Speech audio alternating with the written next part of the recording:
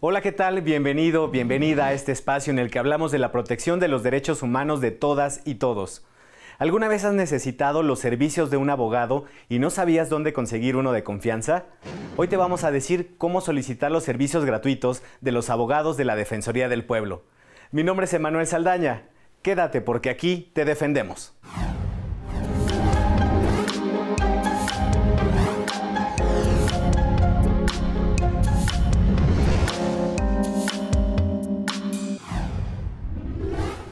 Es un gusto presentar a Mauricio Pérez Hernández, director de la Coordinación Nacional del Servicio de Asesoría Jurídica del Instituto Federal de Defensoría Pública.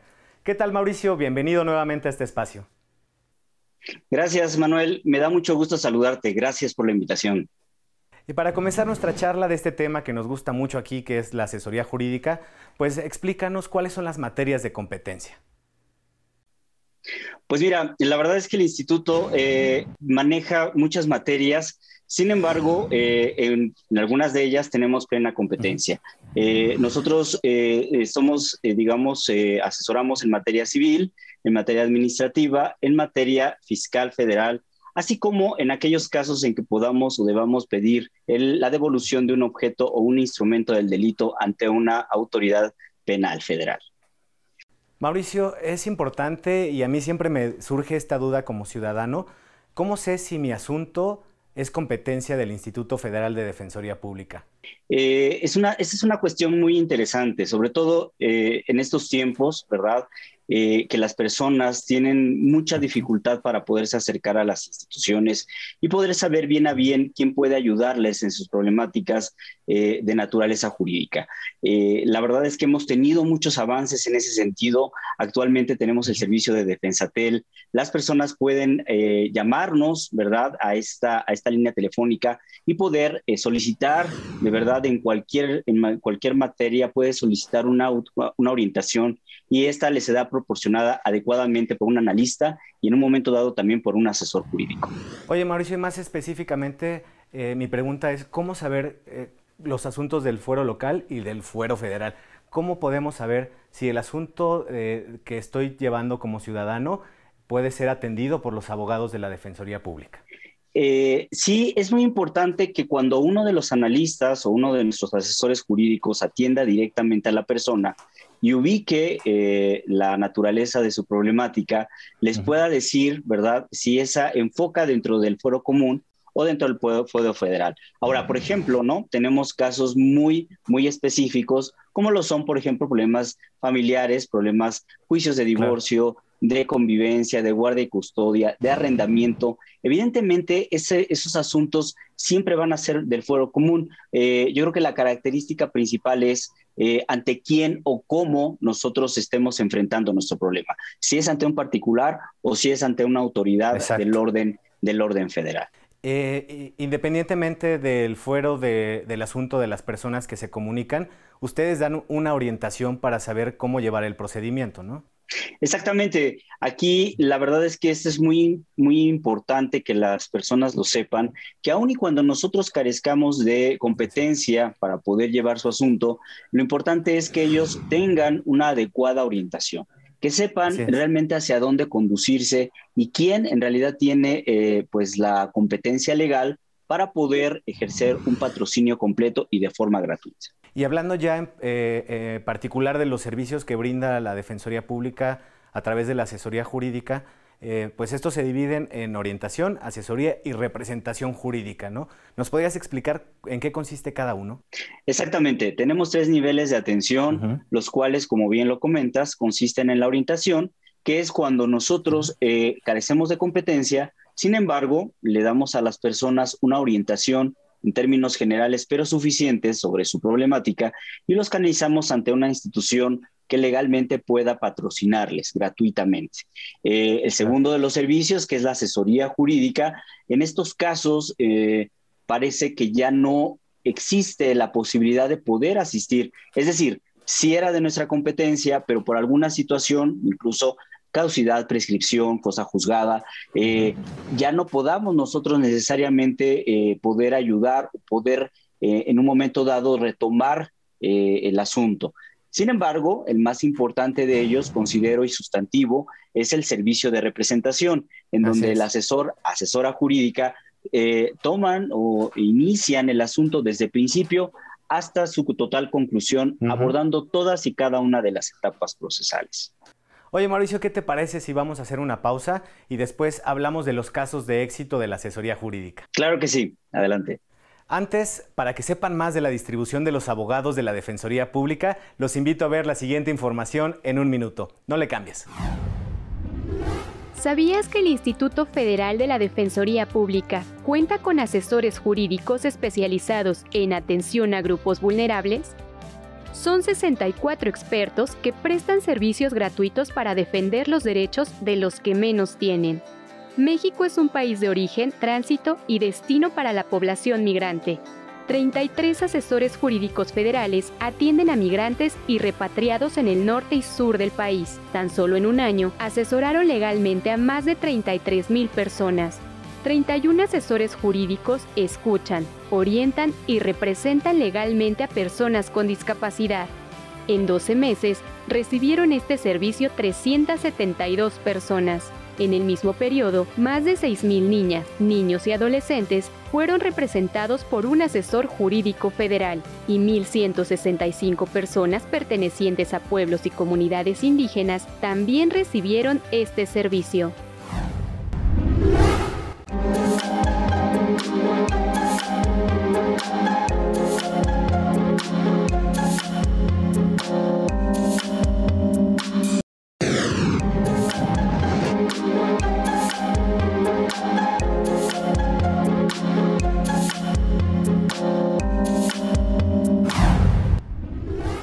Ya estamos de regreso, estamos hablando de los servicios de asesoría jurídica de la Defensoría Pública. Y bueno, Mauricio, es momento de hablar de los casos de éxito. Tú has estado en este programa presentándonos casos de éxito cuando eras asesor jurídico en el estado de Puebla y pues ya sabemos que pues tiene mucho impacto en la vida de las personas el trabajo que realizan los abogados de la Defensoría Pública. Platícanos ahora que como coordinador nacional, nuevos casos de éxito en este servicio. Pues mira, Emanuel, la verdad es que sí, es un gusto muy grande hablar que la Defensoría, el instituto como tal, se está posicionando a nivel nacional, pero no solamente eso, ¿no? Sino también ahora tenemos pues grandes intervenciones de nuestros asesores en muchas de las materias que antes no se veían, no se tocaban en temas, incluso pues tan... incluso a veces tan difíciles, ¿no? De asumir, como lo es el matrimonio igualitario y pues sus consecuencias, ¿no? Los derechos que tienen las personas de la comunidad LGTBI en relación a diversos estados de la República. Tenemos casos como en Querétaro, en que se logró la inconstitucionalidad de cierta porción normativa del Código Civil de esa entidad, llevada por, en ese caso, una asesora jurídica, en donde pues logró pues de esa inconstitucionalidad que estas personas, dos mujeres, tuviesen pues la oportunidad de unirse al matrimonio, pero sobre todo que la hija que tenían, ellas que tienen, pues pudiera obtener todas las prerrogativas que esa figura jurídica les otorgaba, ¿no? Ese es, por ejemplo, en uno de los casos. Tenemos, por ejemplo, en Nayarit actualmente muy importante acciones en materia colectiva, ¿verdad? De los servicios hídricos, de los servicios de agua potable, que pues tan importante es este recurso natural para toda la población, ¿no? Tenemos también una acción colectiva que se instauró en Yucatán, Estado de México, en relación a pues el pasado fenómeno de meteorológico, que dejó importantes inundaciones en diversas unidades habitacionales, pero que también además pues provocó el fallecimiento de una persona por electrocución, dado el avance y el nivel del agua, ¿no? Pero en general tenemos toda la actuación de los asesores, o lo más importante que ellos tienen siempre es acercarnos a grupos vulnerables, tal es el caso de indígenas, de niñas, niños, adolescentes, o en su caso también de personas con discapacidad. Ya que mencionas estos casos de éxito a lo largo del país, pues nos puedes explicar más o menos cómo están distribuidos los abogados y sobre todo los especializados, ¿no? Sabemos y ya hemos dado cuenta en este espacio que hay abogados especializados, por ejemplo, en materia de inmigración y ya que lo mencionas también a grupos vulnerables, ¿no? ¿Cómo es esta distribución de los abogados a lo largo del país? Claro, pues en primera instancia podría decirte que tenemos abogados en todos los estados de nuestra república, distribuidos en las 32 delegaciones que actualmente se encuentran ya en pleno funcionamiento en nuestro instituto, pero además sí, efectivamente tenemos especializados, abogados especializados como es el caso de los de movilidad en materia de migración. Ya tenemos 41 asesores jurídicos distribuidos en las principales ciudades. Y en forma reciente, con motivo de la implementación de la reforma de justicia laboral, también tenemos 39 asesores jurídicos ahorita distribuidos en las ciudades en donde entró en vigor la primera etapa de la reforma de justicia laboral. Tal es el caso de Durango, Estado de México, San Luis Potosí, Zacatecas, Campeche, Chiapas, Tabasco y el Estado de Hidalgo. Pues esta es toda una novedad para la Defensoría Pública, ¿no, Mauricio? Esta asesoría especializada en materia laboral. ¿Cómo se prepararon para hacerle frente a este reto? Sí, por supuesto. La verdad es que hubo muchos retos y el principal de ellos era la capacitación del personal de asesoría jurídica. Conocer y poder integrar a las filas de los asesores a especialistas en la materia laboral, pero además también implementar una adecuada capacitación para los asesores jurídicos que ya están. Ello fue muy importante porque a través de la capacitación que nuestra todavía escuela judicial, a través del Instituto de la Judicatura Federal, tuvieron oportunidad de prepararse en el curso sobre la especialización de la reforma de justicia laboral que se encuentra ya en su tercera etapa, su tercera generación. Mauricio, y aquí hemos tenido comentarios muy positivos de la gente que ve este programa, que se comunica con nosotros y que se comunica con ustedes también a través de Defensatel. Y bueno, pues también en este programa escuchamos a la gente y les preguntamos precisamente qué opinan acerca de que se brinde este servicio. Te invito a que veamos la opinión de jóvenes universitarios. Claro que sí. Esto es Te Escuchamos, no le cambies.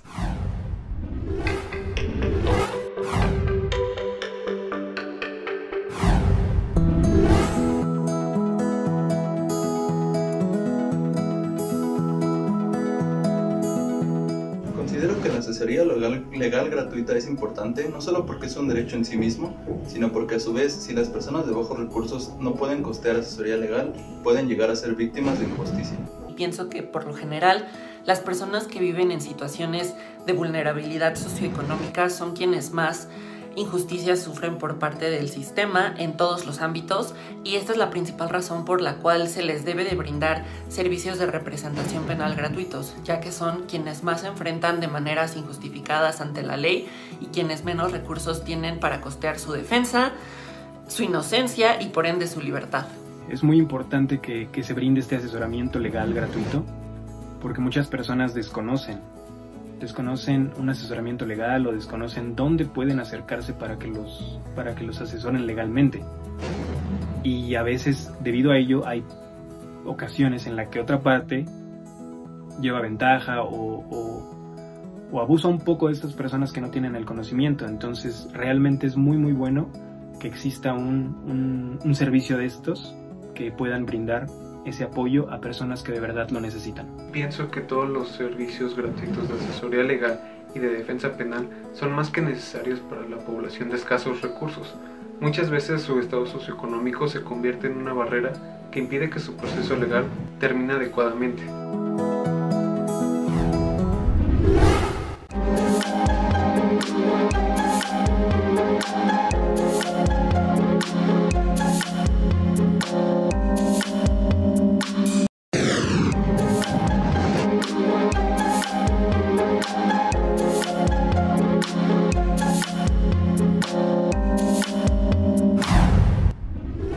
Ya estamos de regreso, estamos charlando con Mauricio Pérez Hernández. Y Mauricio, pues ahora explícanos cómo se solicitan los servicios de asesoría jurídica del Instituto Federal de Defensoría Pública.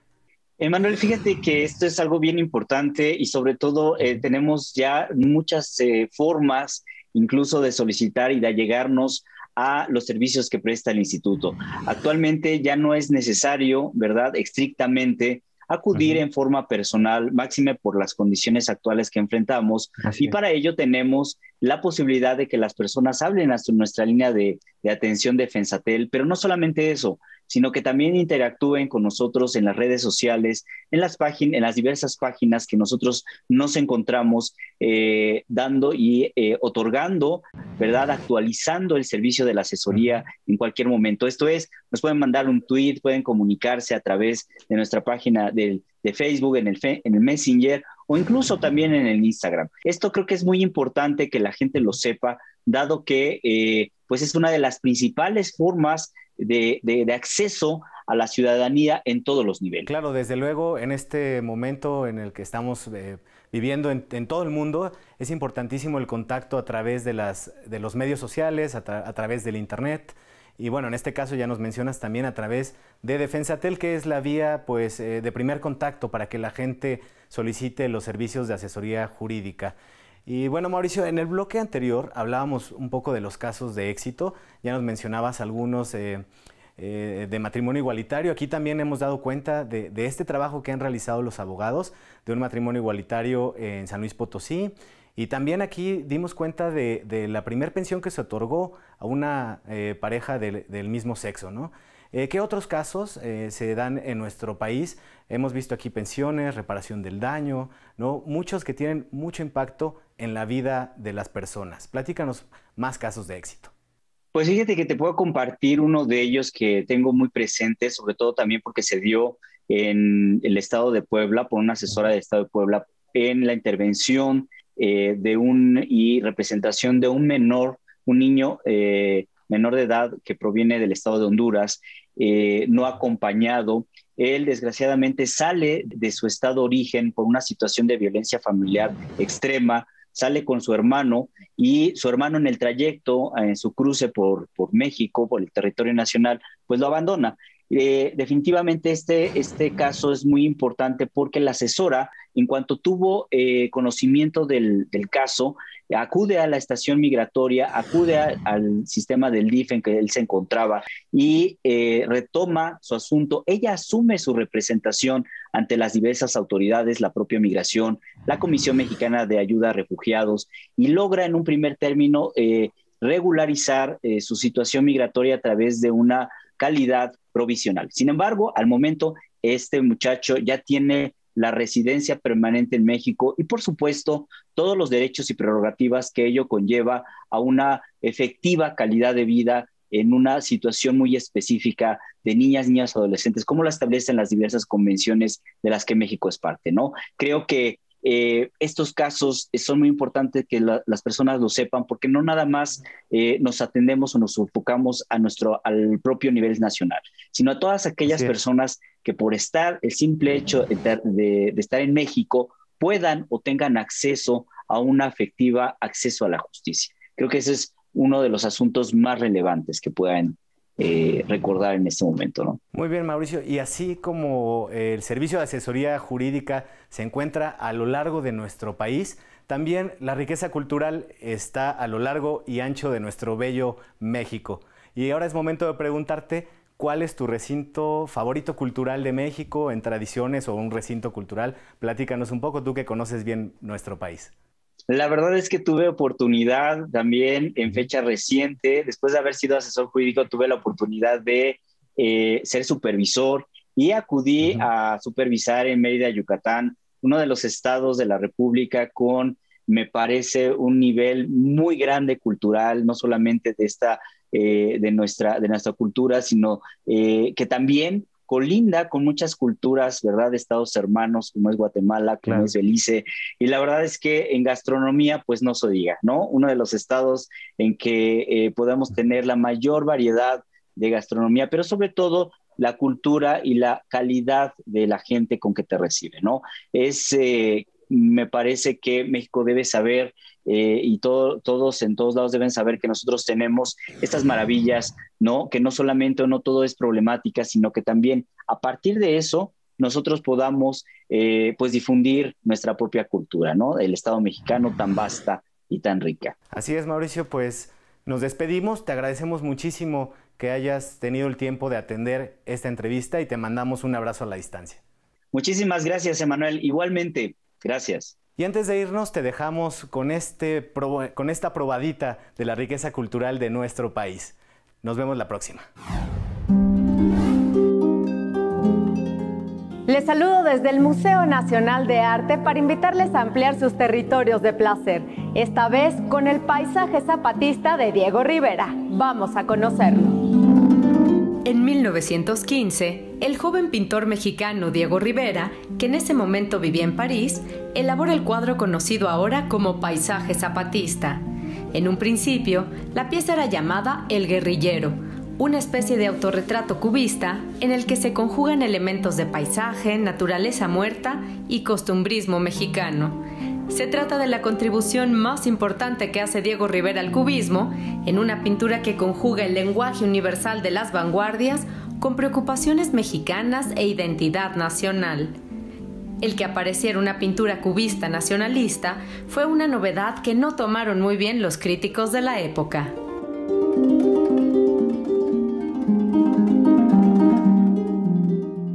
Diego Rivera se refiere a este cuadro como su trofeo mexicano, pensando en los trofeos de los generales romanos que tomaban las armas de los vencidos para construir un monigote que paseaban como símbolo de triunfo cuando regresaban a Roma.